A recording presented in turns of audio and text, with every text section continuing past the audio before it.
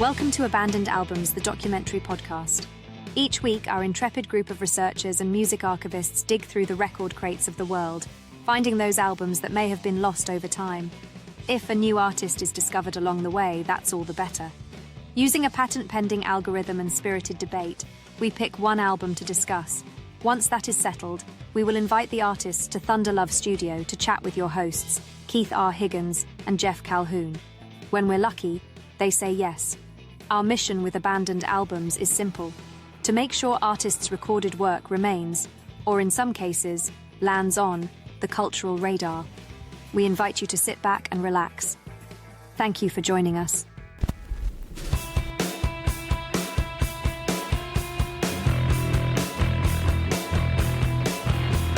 Trace your bloodline, they'll take care of you.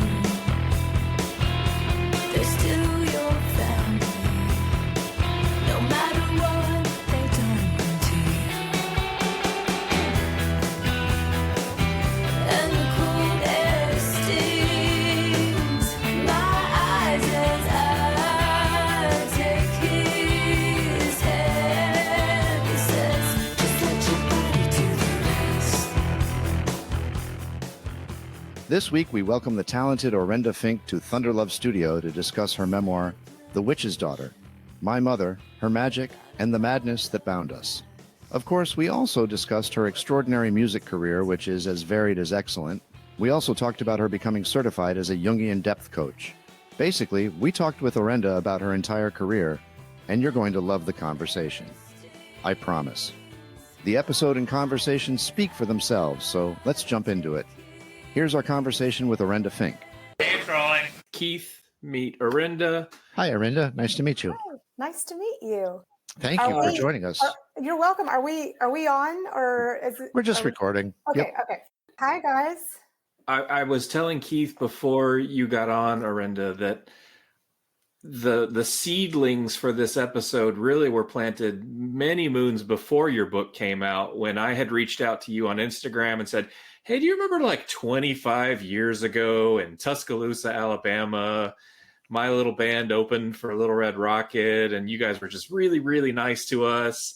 And then, of course, you published this wonderful book, and I thought, after reading the book, and we're going to explore this. We're going to explore the book quite a lot, but that book was a lightning bolt for me. It was very impactful, and I think Keith and I both, I don't want to give too much away, but Keith and I both had complex relationships with our moms, and both of us have read the book now, and I don't want this to turn into a therapy session. That's all right. It can. but there may be elements of that. I have to confess. So, as a podcast that tries real hard to create a comprehensive retrospective of an artist's catalog, your book as a companion piece to your musical career really provides a richness and a context to all of your music that is almost unprecedented. I mean, it's you call it a memoir. Yes. It almost doesn't read as a memoir. It almost reads as a novel. It's so engaging. It's so well paced, and candidly, the characters are so rich and interesting. And I say characters like you made them up. Your memories are so vivid, and your story is so interesting that it does seem like a piece of fiction. Thanks. You're not the first person that has said that. I think that's, a couple reasons. I have a good trauma memory. I wouldn't say a good memory across the board, because interestingly, like, the traumatic memories are kind of like my only memories. But they really are very detailed to me. And two, it was very, very important to me to write. I mean, I'm not trying to say it is a literary memoir, but that's what I was going for, because I didn't want it to be a music memoir. Yeah. I wanted it to be about childhood trauma. And so I really wanted it to be in the canon of The Glass Castle by Jeanette Walls and Mary Carr's Liars Club, which I know are, that's a huge goal to have, but that was what I was shooting for. So I really spent, years and, hours and hours and hours of studying plot structure and how to write. And, I didn't graduate from college. And so I taught myself how to do all this stuff, but structure was one of the things that I started understanding, even in memoir, is very, very important. So, and that was kind of difficult, because structure for fiction is, you can make it all up, but how do you structure a memoir of everything that's already, it is what it is, so, but with that same kind of intense pacing and arcs, emotional arcs, basically. All that to say, thank you. It wasn't easy. I think you were wildly successful. Oh, yeah. Thank you so much. It's so for me, there's so much backstory, like with the childhood trauma and talking about, and I am an Alabama guy, so a lot of the geography resonates with me, talking about Tuscaloosa, Alabama, Birmingham, Alabama, a lot of these, even the smaller communities that you reference. I'm like, oh, my college roommate was from Aniana, so I spent a fair amount of time there, all these different places. And you weave this tapestry of a very complex upbringing, but it's one of the interesting things to me as a kid that grew up in a family that referenced, within our own family, there was a thing that we called the shine. And certain family members had the shine and some did not. And it really had to do a lot with the supernatural and can you see ghosts and that type of thing. And specifically to our family, what are your dreams all about? Because there was a lot of foretelling and future sight within the dreams. So all of the supernatural elements and the southernness, the Alabama-ness of those elements in the book, nom nom nom nom. I just wonderful. Do you feel like it's a southern take on those supernatural things? You mean what I experienced, or the way I wrote about it? I think both. Yes, I do. I mean, I do think, and I think it's especially interesting that you had a very similar upbringing and related to a lot of it. And that speaks to kind of answering that question. I do think there is a uniquely Southern kind of magical thinking. I don't know. It's a way to look at spirituality that's outside of organized religion. And I think it's in, it's definitely in the African American culture, and it's in a lot of the, I'd say, kind of white poor culture too. Yeah. And so I don't know, if it's like folk magic or what the right word for it is, but I think it expresses itself differently. Like, it sounds like it's like different in your family than it was in mine, but it's like this rogue spirituality or this rogue magic that, maybe was taught by a grandmother or maybe made up by our moms. I don't know, And I do touch on that a little bit in the book of like, what is all of this? Is any of this real? And that's why I wanted to go to Haiti at one point in my life and study voodoo and magic to see how it related to what I had been taught and brought up with. My impression of your book was that you were never really dismissive of those things in your life, that really from a very young age you were pretty open to the idea that magic is real and there are some very observable real properties to this, I thought a recurring theme. It wasn't just one instance where, oh hey, this seemed a little spooky. Like, it was pretty regular. Yeah, I mean, that is just the world that I grew up in. So I wonder, but I'm not sure that, my older sister that I've been estranged from, I'm not sure that she has that same reality. And I know that my little sister doesn't either. She's an atheist. So it's interesting because just because you were steeped in that experience doesn't mean that you are going to view it the same way that I did. And to be honest, I think what really, I tried to deny it. There is a part in the book where I really tried to rebel against everything my mom did, her smoking, her drinking, her witchcraft.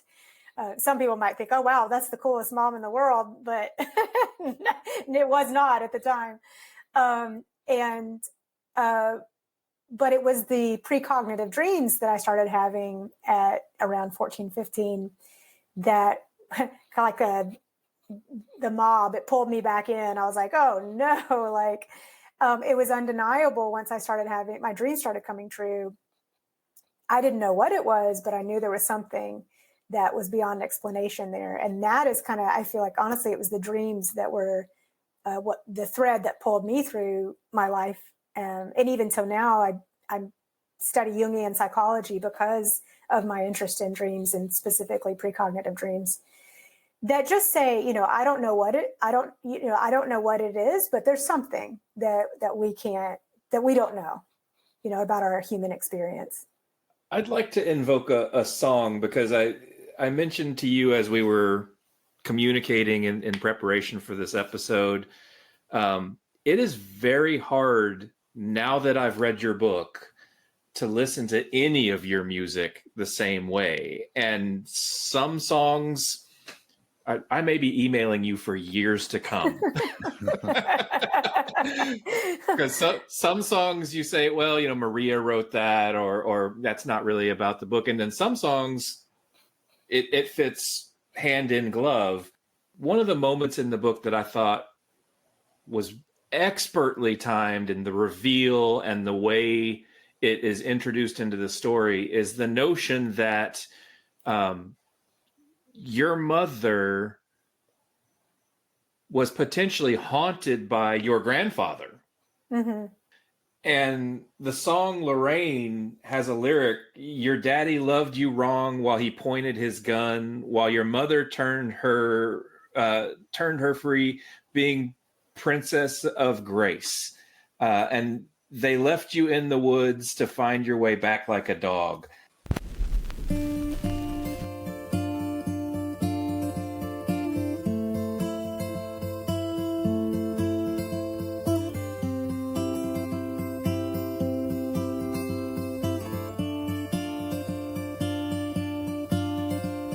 You grew up in a patch. Some say that it was cursed. You spent your whole life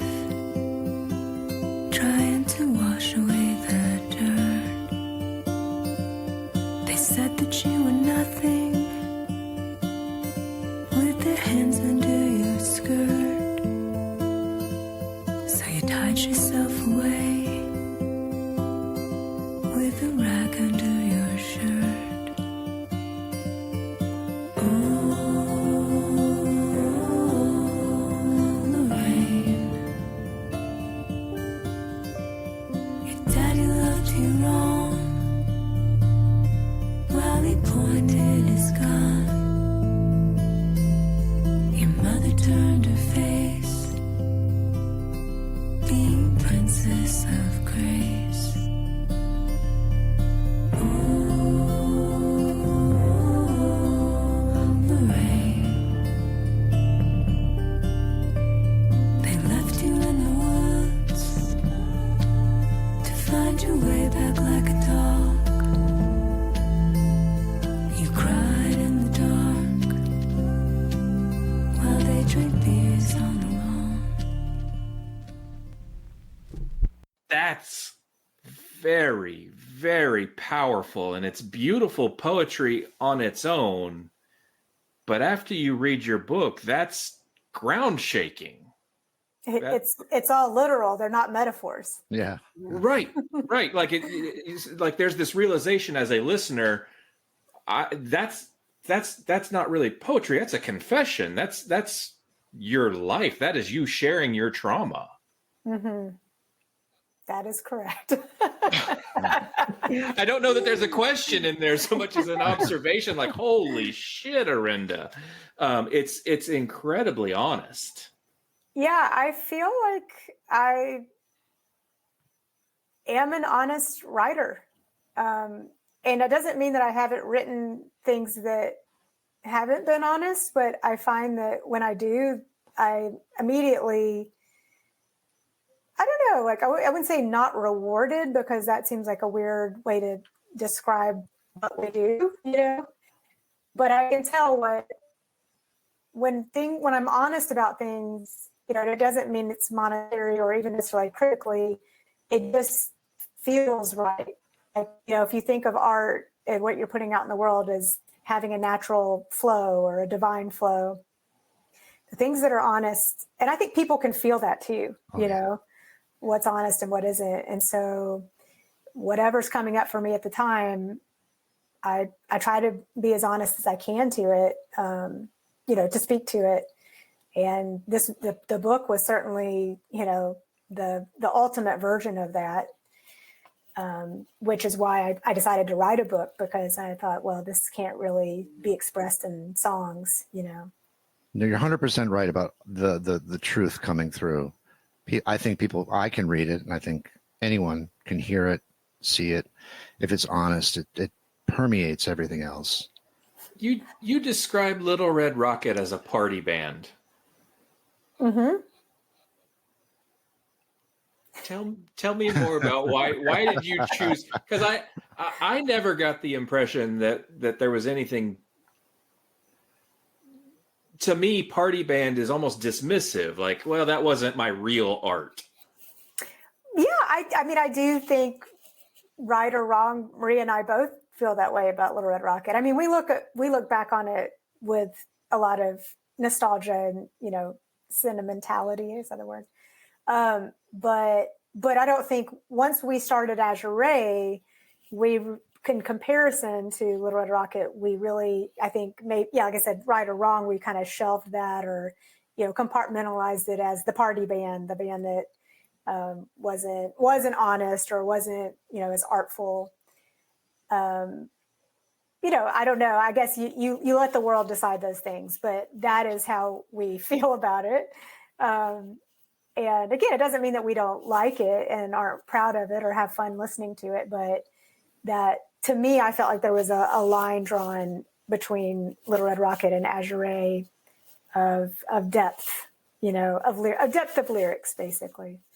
I may potentially be biased based on my favorable experience with Little Red Rocket. Great. There's a soft spot for me Yeah. that you know, it is a fun memory, and I don't know. I think maybe you're too hard on that band. Well, I think we were both cutting our teeth too. And so when you look back, and you know, some of your earlier work, you feel that way regardless. But thank you. I will take that and I'll pass that on to Maria. Please do. Please do. I'm so, and this may be one of the more lyric heavy episodes that we've ever done, Keith. So my apologies for that. But golly gee, the song "The Devil's Feet." I'm going to quote again. She lifted her soul clean, oh clean, like the story she was told on a dark country road. The same man appeared to me. There are a lot of ghosts in your lyrics. Mm-hmm. There are a lot of ghosts in my life. The Devil's Feet was more of an atmosphere piece. I think it didn't have a specific story attached to it. So that would be one, unlike Lorraine, that it's like, yeah, actually, those aren't metaphors. This one would be. This is more I think just an atmosphere piece, and it kind of it kind of shows a little bit of my experience of the South. Maybe my wistfulness of the South, of the dark romanticism of the South, and that kind of spirituality and that connection, that the human and the divine, whether it's dark or light, and that struggle. But really, yeah, it was almost like when I wrote it, I was in a very visual space with it more than, let's say, an emotional or lyrical space. If that makes sense. It does. Mm-hmm. Are you finding, now that the book is out into the world and it's I have to imagine a certain level of catharsis for you, are you finding that reconnecting with some of your older songs, that your interpretation of what you wrote, maybe 10, 15 years ago, you're going, aha, I was onto something back then that now I have fully explored? Mm-hmm. I think that actually I'm about to do this. I haven't done it yet, but I was going to make a Witch's Daughter playlist. And so, yeah. And, if it gets published, probably write a little bit about each song I choose. But if not, it'll be, an Apple Music or Spotify playlist. But so I'm about to get really deep into it, but, I'm pretty familiar with the catalog anyway. And so, so I could probably still speak about it. But one thing that I think stands out as a whole is that my relationship with my mother and the undiagnosed, unknown personality disorder has caused me immense torment my entire life and confusion. And I think that I have been working that out through music for 40 years. Wow. Yeah, that's a lot of unpacking. Mm-hmm. Mm-hmm. So it's not like there's, any song that, this is the song that I realized this, but you can kind of see it over many decades, kind of permeating even the romantic songs. Sure. It's laced through your whole career. Mm-hmm. And again, I don't want to make this episode too much about me. No, please do. Actually, I love it. It's almost impossible, Jeff. I would love to hear more. I tell you, the challenge that you had arriving at a diagnosis and giving it name and saying, I think there is mental illness here. And then going the step further of saying, I think there's mental illness here, and here is that diagnosis, and here are, because I think in the book you say she checks all the boxes. Mm-hmm. And wow, did that sock me on the jaw, because I think I also have a checks all the boxes scenario, and the resistance to being categorized or labeled in any way associated with mental illness.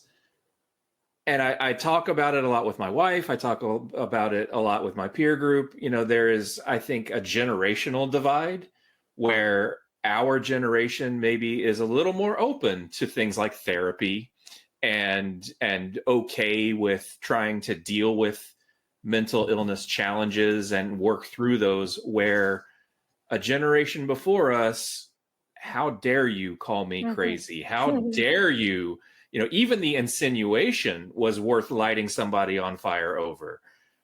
You deal with that throughout the whole book, throughout your whole life. I mean, it is a massive challenge.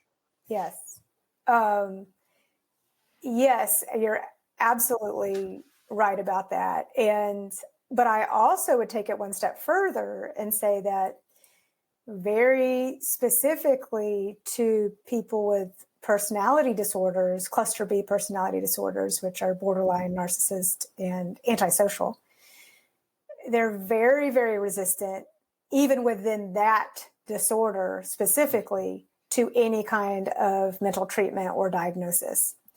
And we could have a whole big talk about that, but that gets more into the kind of the medical aspect of it and how the personality disorder operates. But so it's almost like there's a double whammy or you know what I mean, a double block into getting any kind of understanding of what's going on here, you know, like this, I call it, you know, the upside down world of being a child with someone with an undiagnosed personality disorder.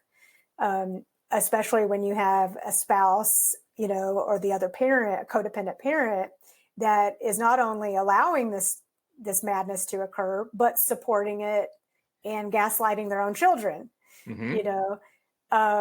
And so, yeah, it has been a big challenge. And there's also, you know, there's a stigma to personality disorders, and I have a lot of empathy and sympathy for that. And I'm not trying to demonize anyone, no pun intended.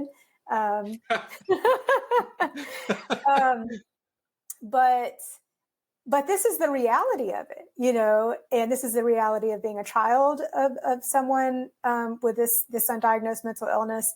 And if you do find that you know, see yourself, let's say I'm saying, you know, if one hears this and sees themselves as my mother in the book, go get help, you know. Go get help before you lose everything. And that's, but you know, that, I guess that, yeah. So it is, things are, I think, hopefully are changing, and people that are in these kind of family systems can get help, and the people who are suffering from the disorder can get help as well. I'll tell you where your arrow hit the middle of the bullseye for me, is that I believe they are discrete things that can operate independent of one another. You can have someone that is deeply connected to a spiritual world and mysticism and magic. All of those things I believe are real and can be independent of a person who has a legitimate mental illness and issue that they are struggling with. And the fact that your story has a very intimate intersection of those two things, for me, I went up, because I think that it's very easy to confuse the two and say, well, they're mentally ill and therefore they believe in magic, or they believe in, right? So there's a dangerous cross-pollination between the two that I think you do a beautiful job of separating and saying, no, both things are true independently and concurrently. Great. I'm glad that you see it that way, because I certainly did not want to give that impression that, you know, that anyone that believes in this spiritual realm or witchcraft or magic is necessarily mentally ill. It's not true. Right. You know, and I believe in it. For whatever that's worth. But I do see it through more of a Jungian lens, but I think it's all semantics, like I kind of say in the book too. A lot of this is semantics, even maybe the idea of possession and a personality disorder. there's a lot of overlap there. Again, not to say that people with personality disorders are possessed. That's not what I'm saying at all. But but that this is just a complex, and it's darkly complex, and in some ways beautifully complex life that we live. And I did have a friend who is a witch, and I mean an acquaintance, let's say, because she doesn't know me that well. And when I was explaining the book to her and told her the title, she's like, "Oh no," like. And I was like, "No," I was like, I hope that that what you're worried about is not in the book. Yeah, I'm not disparaging witches by any means, but I still have to tell the story, and this is the story. So yeah, it was a line that was I wanted to be careful with, and I'm glad that you see it that way. Truly I do. I don't know that you get a lot of that deeply personal stuff out of Little Red Rocket, but certainly once you and Maria started Azure Ray, that honesty starts to come through, and absolutely in your solo records, you see a lot of that. Don't Make a Sound is a song that evokes those images of your mother on the front porch with alcohol. And I think in this song, the alcohol of choice is beer. Force cheap beer to go down. You could go all day and not make a sound. You could go all day and not make a sound. And that visual image for me, because there's an ominousness, I think, to that not making a sound. I think it's a very loud not making a sound.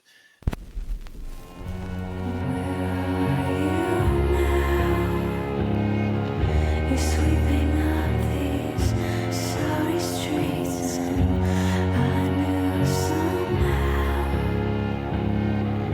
when you looked up and over me,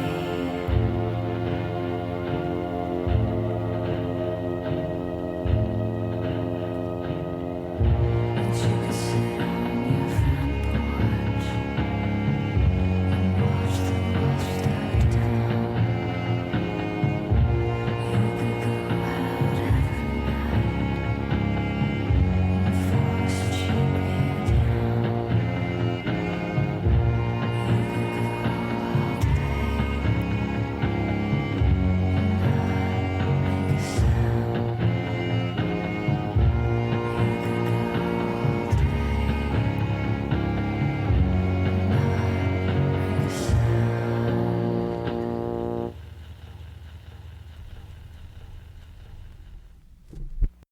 Let's talk a little bit about the role that alcohol played in all of this. Big role. And that's also like, is that unique to the South? I don't know. There's a lot of heavy drinkers in the Midwest too, but Yes, can confirm. Wait, about the South or the Midwest? Midwest. Okay. Yeah. I mean, me too. I lived there for 15 years. Yeah. Well, it played a very big role because my mother has, alcohol addiction. And part of, in the book is us kind of begging her as children to get help, and also those pleas also being ignored or diminished.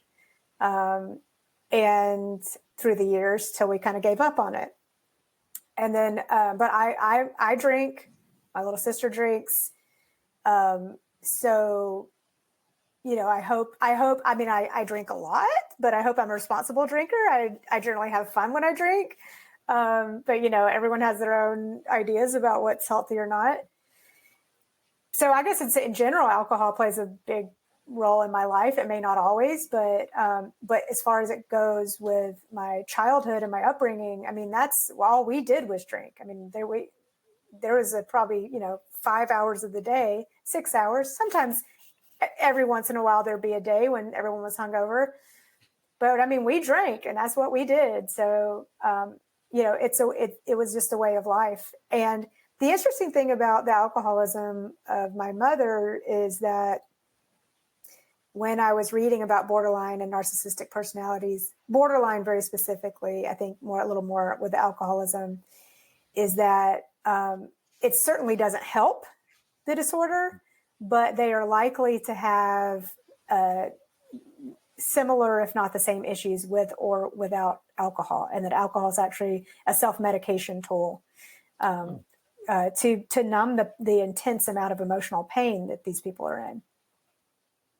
That is not to say that this is the way to handle this, but it's interesting to kind of see what people use as self-medication when they will not go to a doctor or a psychiatrist, and it's like, well, how different would things be without the alcohol? We don't know. We can't know that because we didn't experience it.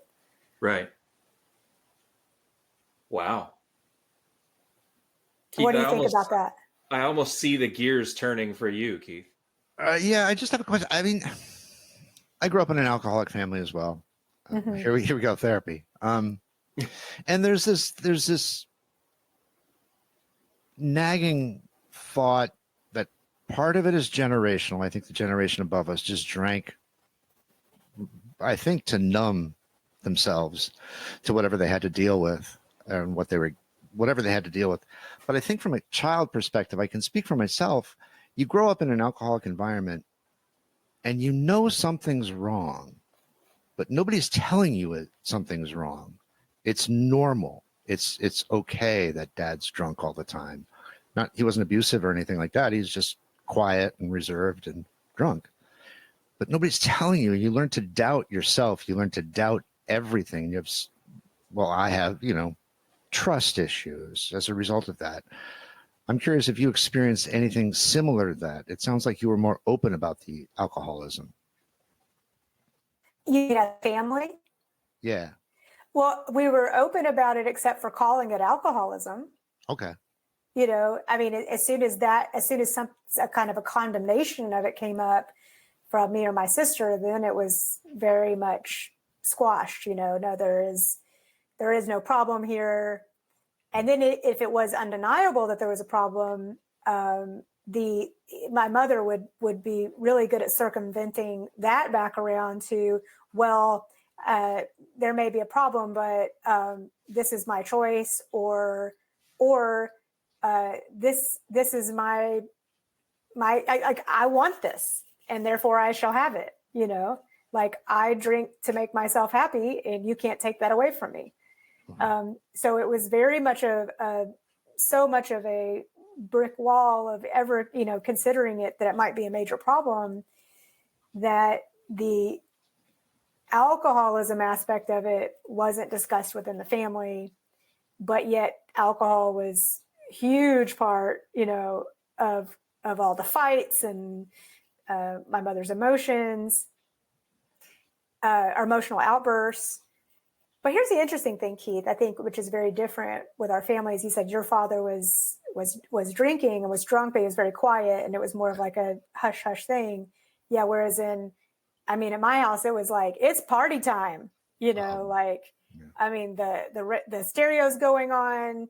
We've got bluegrass music rattling the dishes. My mom's drinking, she's smoking. It's like a bar. We're all laughing until we're not. Yeah.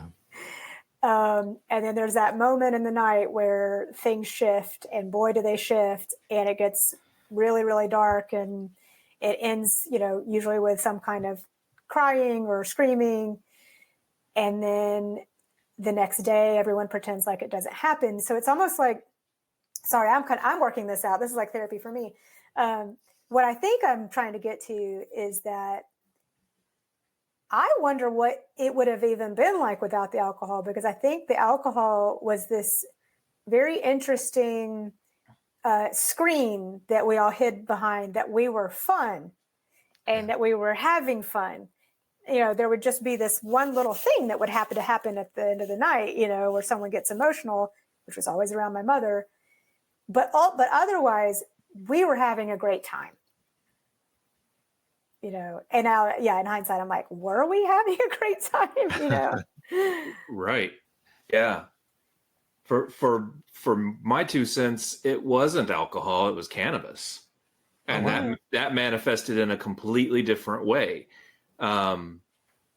It is such a numbing agent emotionally. It's tamps everything down, calms everything down, that when the real emotions and when the temper tantrums and the narcissism did finally come out, it had been suppressed for so long that it was like a bottle of soda pop that you'd shaken up real aggressively, and when that cork comes off, it's all coming out. Interesting. Very interesting. I thought that the chapters in your life spent in Athens, your time with, and I say this because we very recently had Henry Owings on. I don't know if you know Henry. Mm-hmm. What a wonderful character he is. And he is something of an aficionado on the Elephant Six. So you're having spent some time with Henry very recently, to hear your stories of your time with Jeff and the relationships with the other artists and musicians there in Athens. You certainly made me want to go eat at specific restaurants in Athens, Georgia. Those sort of segued into you connecting with another musical hero of mine, Eric Bachman, and you were a part of the formation of Crooked Fingers. I wonder if you could it's not necessarily book related, but I wonder if you could tell us a little bit about that part of your musical career. Yeah, I mean, I wasn't a part of the formation of Crooked Fingers, but he was part of the formation of Azure Ray, certainly. And I think he was just starting Crooked Fingers, so he was moving into a new soundscape. So maybe they see, they were kind of both springing up from the same fertile soil of Eric Bachman's mind and heart. But I can't take any credit for Crooked Fingers. I mean, I sang backup on a song or something, but that genius is all him. And so is the first several Azure Ray records. We were lucky enough to meet Eric through Brian Causey of Manor Astroman, or formerly of Manor Astroman. I don't know if he's still playing with them or not. He is. He is. Okay. Yeah. And Brian had seen Maria and I play a tribute show to Maria's boyfriend who passed away. And I talk about that in the book. And we had started writing different types of songs. And maybe that's where the delineation of Little Red Rocket being the party band is. It was kind of like before Peter died and after Peter died.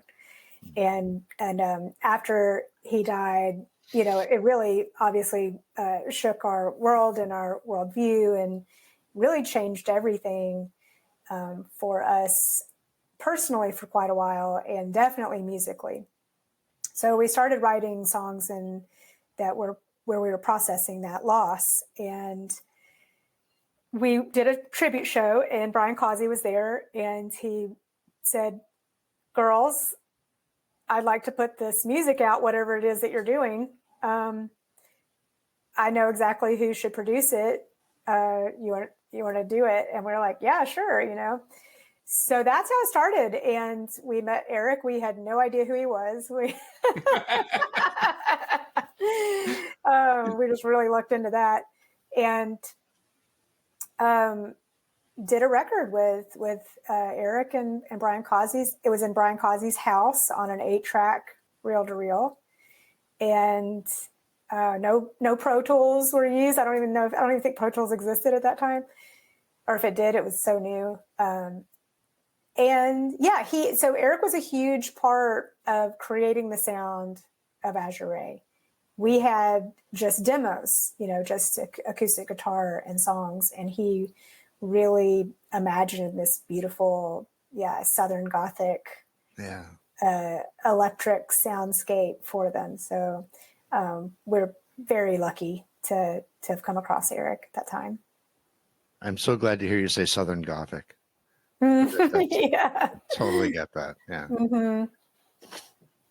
I may come out of this interview, Orenda, a client of yours, in that I would love to know more about you. You talk about the fact that you have explored a great deal of Jungian therapy, Mhm. and if my understanding is correct, you actually offer some therapy or some sort of dream interpretation as a service on.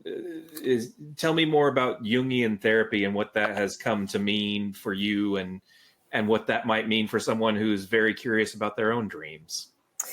Yeah, so it's coaching. It's not therapy. Okay. But it is based in the theory of Jungian psychology, and Eastern religion a little bit too. There is some overlap with that.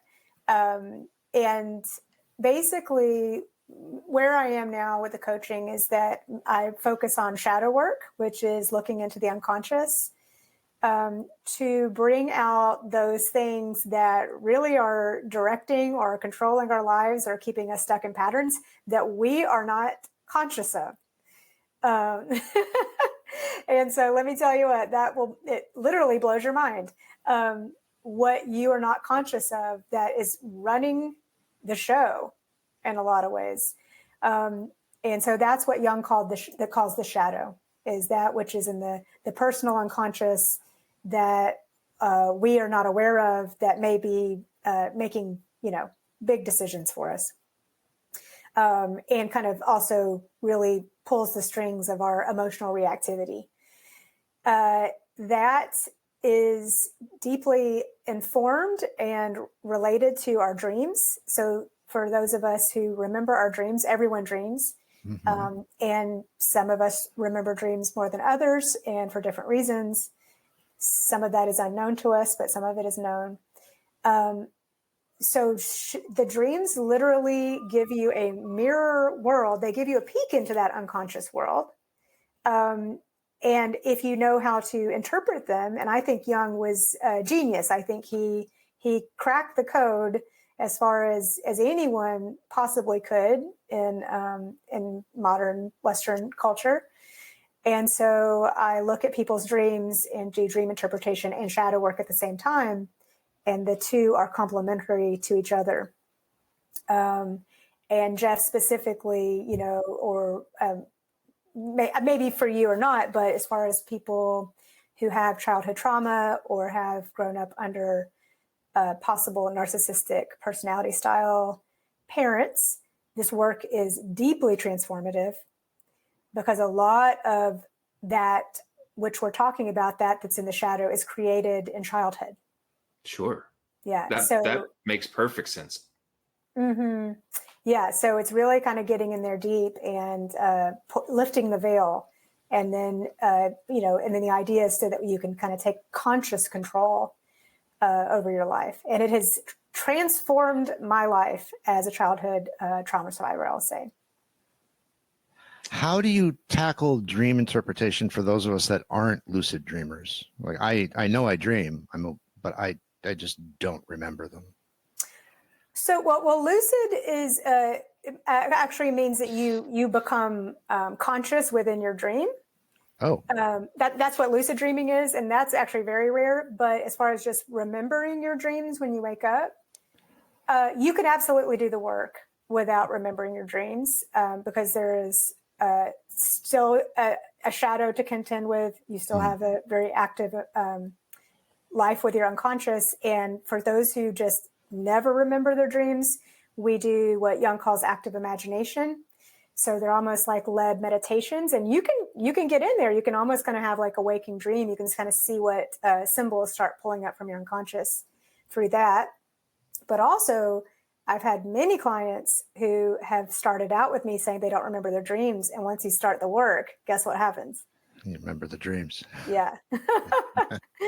Yeah. And sometimes they're like, can you make them stop? Right.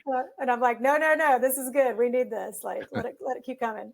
The only way out is through. That's right. That's right. Yeah.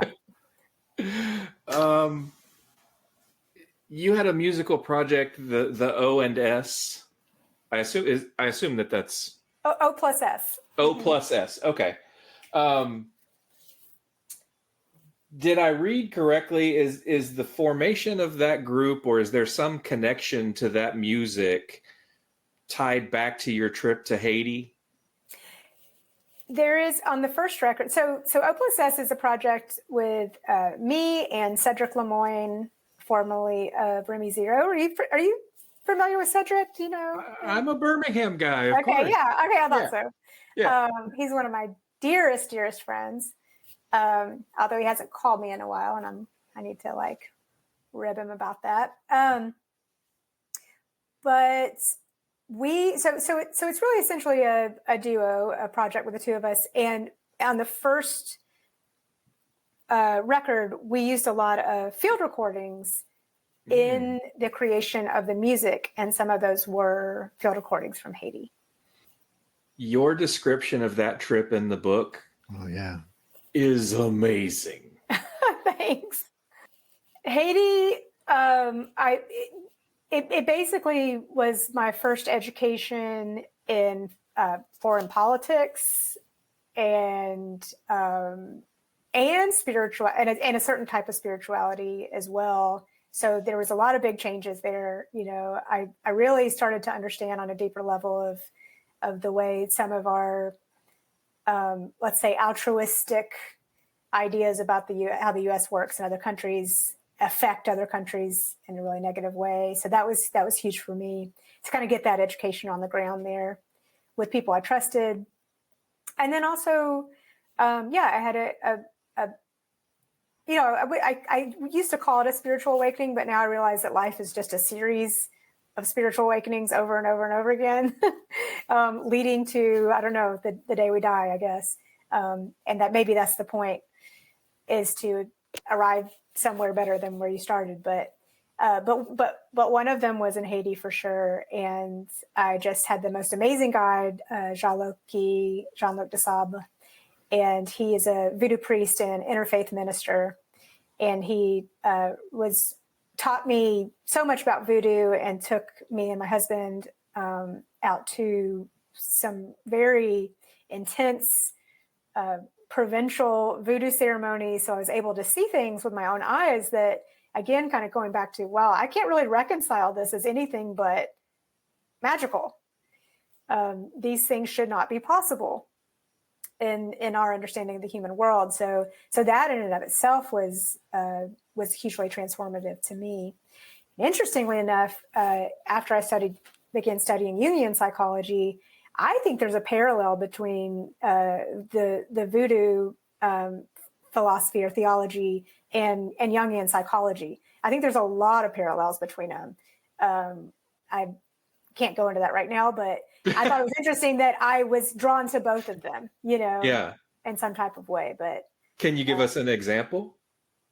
Well, I think that the in voodoo there's this pantheon of spirits. You know, it's an ancestor worshiping religion, and Loa, if I'm saying it correctly, is the Creole word for the spirits, and that's Urzuli and Gede and all these ones that you may have heard of, may have not, but they're all the major spirits in voodoo.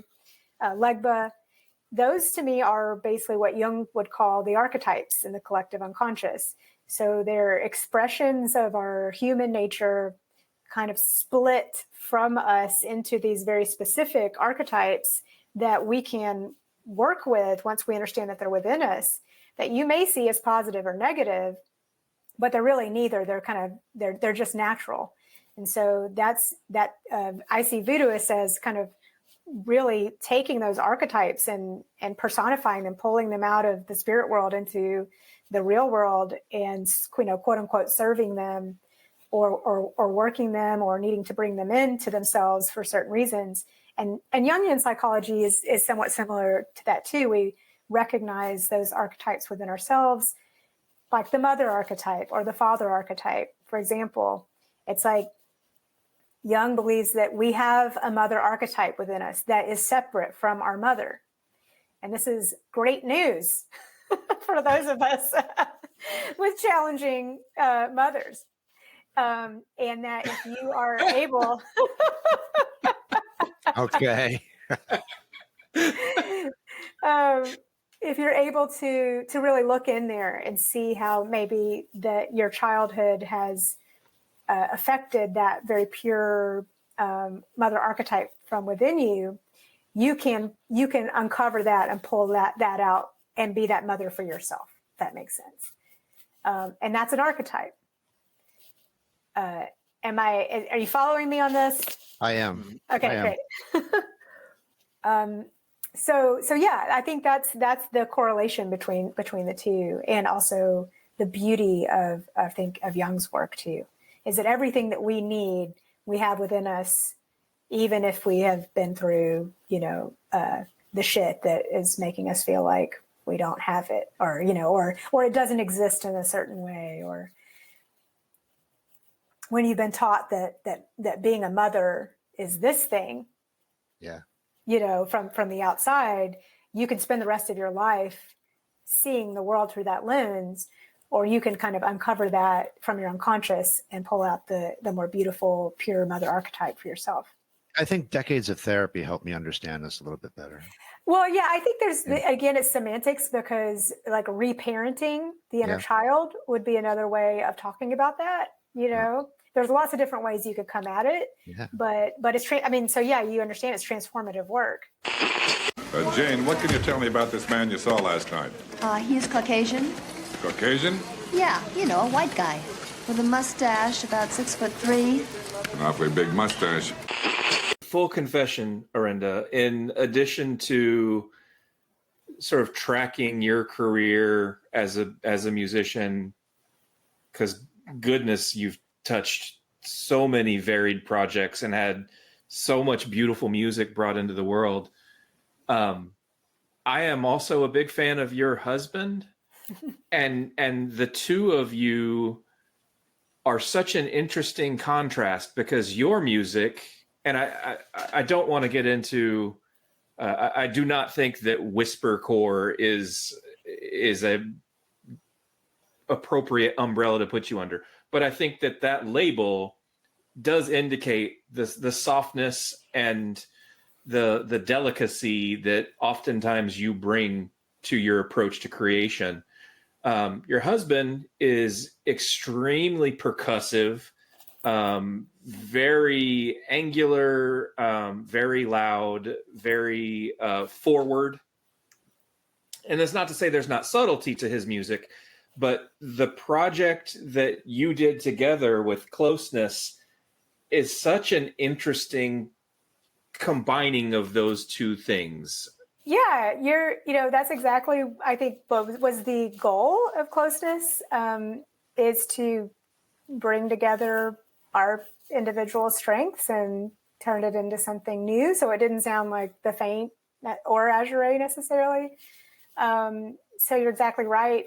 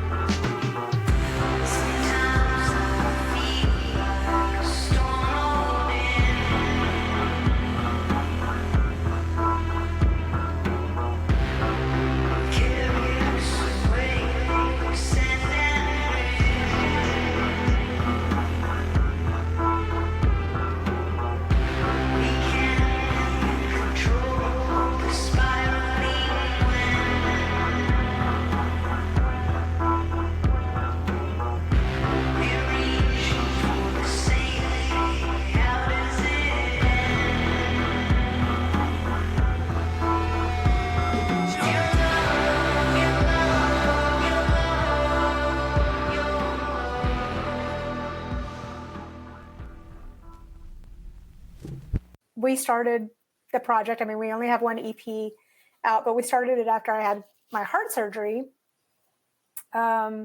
because I really had a year of just being very quiet and very much at home. And I think part of that was recovery and part of it was depression. And this, it was basically like, where do I want to be? I want to be home. So we were like, okay, great. Let's start our first project together. And yeah, I don't know. Basically, it was just kind of like us sitting together in a room and just making music together and seeing how it went. And that closeness was the result of that. Yeah, I don't know. He was actually just getting on to me today because he wants to do more of it. But I think I'm pretty much retired from music. And so, he may be able to twist my arm, but I think I'm really at a crossroads, in my life with art. And I just really feel very comfortable with writing and coaching right now. Honestly, I've been happier than I've been in a long time, and more creatively fulfilled. So I'm trying to listen to what my heart is telling me there, rather than, it's very easy to stay in the path that you've been on for a long time. But I'm trying to, like I said, listen to where my heart's telling me to go. Well, not to throw your own words back at you, but in the book, you reference a moment where you say, I'm done with music, and then proceeded to make another 12 albums. That's true. So never say never. That's true. But also, what's funny about that part too is that I realized I've been trying to quit music for the last 15 years. Damn, Rilo Kiley. Thank you. I'd have a PhD by now if Rilo Kiley hadn't sucked me back in, but I don't regret anything. Thank you, Rilo Kiley, I guess. I am very curious to know, and we're right at an hour, so we won't keep you the rest of the night, as tempting as it is. The extent to which you are candid in your book, and the level of honesty. In my family, I've got some members of my family that have chosen to go no contact with my mom. I'm still in her life. It's still something that we work through. I am curious to know, I could not write that book. I wouldn't be brave enough to publish that book, because I think there would be a constant fear following me around that, oh my God, what happens when she reads it? Mm-hmm. Yep. I very much am living with that fear. And I actually had a dream about it last night. I won't go into it, but it was a profound dream that really was giving me a message from my soul. And the message is for me to stop fucking worrying about it. Mm-hmm. To be honest. And that's kind of a harsh way of saying it, but and my point is I'm struggling with this, and I think that it's very difficult to see your parents as abusers because you love them, and no matter what, there is some kind of love there. But the truth is that, and it's interesting because it was my uncle actually that said it. He's like, anyone that reads this book can clearly see how much you and your sister were tormented your entire lives. And anyone that's going to judge you for that, including your parents, you don't need them. So these are the kind of things I have to tell myself every day to pull myself out of that very fearful place.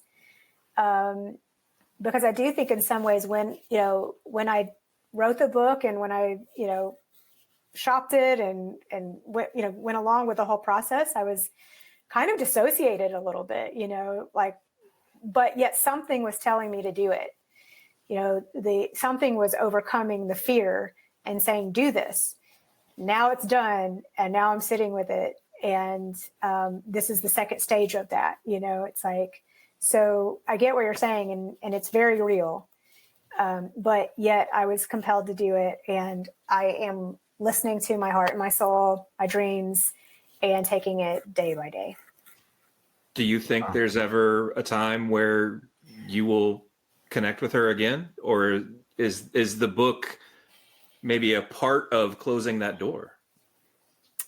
I don't know. I take cues from my therapist, who says when you decide to go no contact, and I'm not sure about how your family members feel about it, but she said, you're not signing a contract in blood here. This is your decision, and you can change that decision anytime you want. But you have to wake up every day and ask yourself, is today the day that something will be different if I do go back? Right. Wow. And Wow. if the answer is no, then, you might want to think about it. I will say this too, and this is pretty heavy, but I've been getting a lot of messages from people who have been thanking me for telling my story.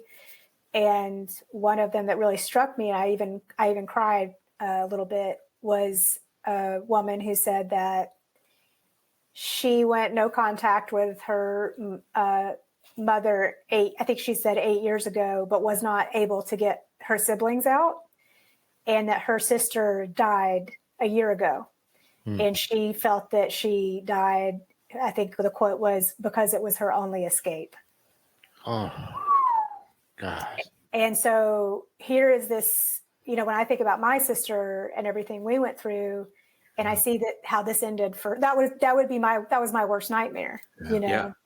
And I've got this person giving me this very real, account of that. So, and those are the ways that I'm like, this is hard, this is difficult, but I do think that this book will help people. I can confirm. I am a living testament. The context that I was able to put together within my own story as a result of reading your book is, I cannot thank you enough. I think I keep using that word brave. I really do. I think it's an extraordinarily brave book because of the candor. I think it's brilliant because of the way the story unfolds. It reads very narratively, like a wonderful piece of fiction that is well crafted. So I commend you for that. But I think more than anything, it is the honesty and the heart of the book that you have brought to the world that is going to help a lot of people. And it's because of those things that are so hard to quantify, and because of those things that are so difficult to put a label on, you really help contextualize those things. I think it's a wonderful piece, and I thank you for it. Well, thank you so much. That really means a lot to me. Thank you. Yeah, what Jeff said. You're the worst, Higgins. And then above and beyond that, you've made a couple of pretty okay songs too. Oh yeah, there was that part. There's a couple of musical artifacts along the way. It's an incredible career. I hope that Rilo Kiley calls. I hope, and you know what? There's one last thing that I want to, and it's more of an observation. How lovely that you and your husband's relationship is so strong and beautiful and unique that when you got married, that you inverted the dominant social paradigm. He took your last name, and I think that's super fucking cool. Right, thanks. But the funny thing is, I begged him not to. Oh, really? No. I did. And because I was like, and this is 20 years ago. I was like, you don't want this name. This name is cursed. I was like, this name is cursed. Why would you take this name? Oh, that's very funny. Yeah. Yeah, it is funny. That's very funny. Well, I hope you and Todd make more music together, because I really did like the Closeness record. I thought it was cool. May you and Maria continue to make music together, because it's very, very rare that two voices were born to sing together, and you both clearly acknowledge that and celebrate that.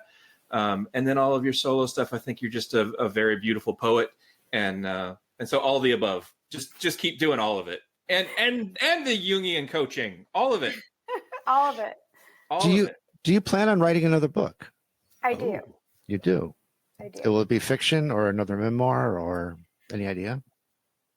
Probably not another memoir, but I hope. I'm just like, can nothing happen to me for the next fucking 20 years? That would be great. Thank you.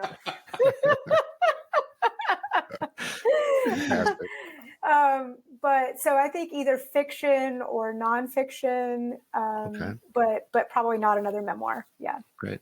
I look forward to that. Thanks. Thank you.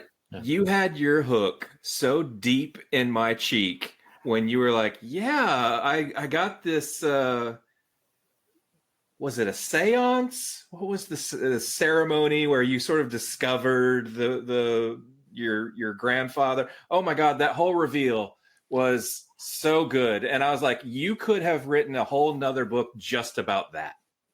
About, the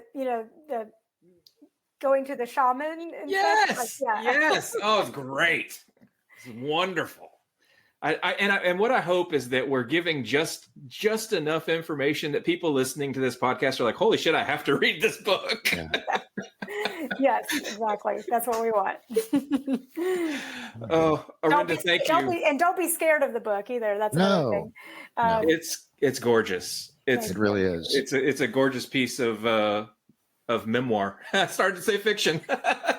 It's a gorgeous piece of writing. It's a gorgeous piece of writing. Thank you, Keith, for saving that. Leave it to the playwright to save my ass. Oh, I want to read your plays. No. Okay.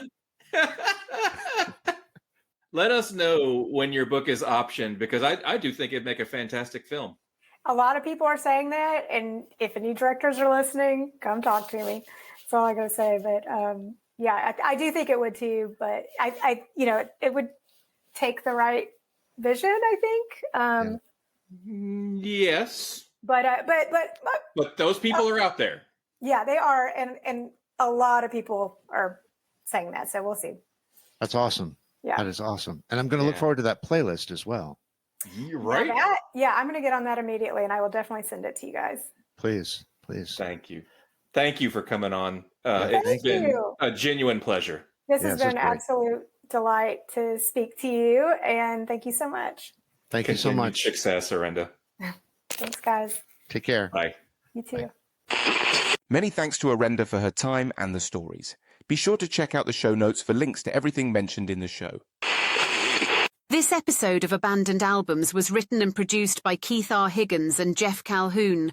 The show was recorded at Thunderlove Studio, where it was engineered by Daphne Morris, with help from Penetration. Abandoned Albums was edited by Vic Titball, with help from Clem Fandango. At the beginning of this podcast, you were treated to a diverse selection of music, including the soulful sounds of Forever by Little Steven and the Disciples of Soul, the indie vibes of Velvet Roof by Buffalo Tom, and the raw energy of Nevermind by The Replacements. Our theme song is Kiss the Earth by The Renegades. You can stream all of these artists wherever you stream your favorite music. The songs you heard during this podcast were Bloodline by Orenda Fink, Lorraine, and Don't Make a Sound by Azure Ray, and Personality Therapy by Closeness. All of these songs are available on their respective Bandcamp pages, which we link to in the show notes. You can stream Orenda's music wherever you stream your favorite music. Please support independent artists. Original music by Mike Pellegrino. If you like what you've heard, please remember to subscribe and leave us a rating. It helps other people find the podcast. Thanks for listening. Grazie. Bailey Leaf, Rob Janicki, Mike Pellegrino, Thurina Bella, Eric Beatner, S.W. Loudon, Ronnie Barnett, Michael Janicki, Peyton Janicki. This show's executive producer is Lulu McGillicuddy and is in the loving memory of Mrs. Thunderlove. Abandoned Albums receives funding from Damon Pharmaceuticals, the makers of Ben Affleck. Ben Affleck is the only chewable tablet made to combat stomach unease associated with mediocrity. Taken daily, Ben Affleck can help combat explosive gastrointestinal shame. You can find a multitude of flavors in the incontinence section of your local pharmacy. Ben Affleck, save yourself the embarrassment. The side effects include dry mouth, headache, anal leakage, muscle soreness, bad decisions, gender confusion, constipation, evil spirit possession, and banality. Use only as directed.